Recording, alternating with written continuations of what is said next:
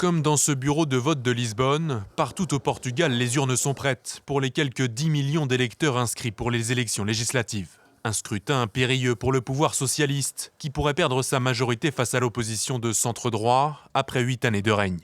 Le passage du Parti socialiste à un parti de droite modéré et idéalement de centre-droite est important pour le Portugal. Le Parti socialiste est au pouvoir depuis assez longtemps sans aucun résultat.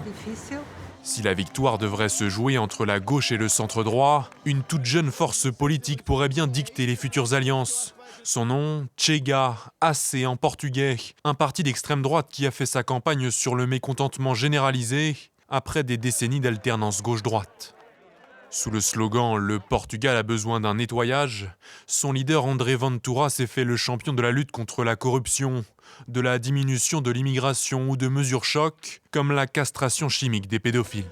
Une recette qui fonctionne selon les sondages, qui place le parti 3e avec 16% des intentions de vote, 2 fois plus qu'à la dernière législature en 2022. Mais tous les électeurs ne sont pas convaincus. Je ne pense pas que nous soyons dans une période de grands changements significatifs.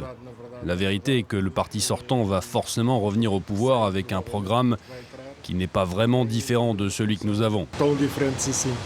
Ces élections anticipées ont été déclenchées par la démission en novembre de l'ancien Premier ministre sur fond de scandales de corruption. De quoi dessiner peut-être la tendance pour les élections européennes qui se dérouleront dans 3 mois.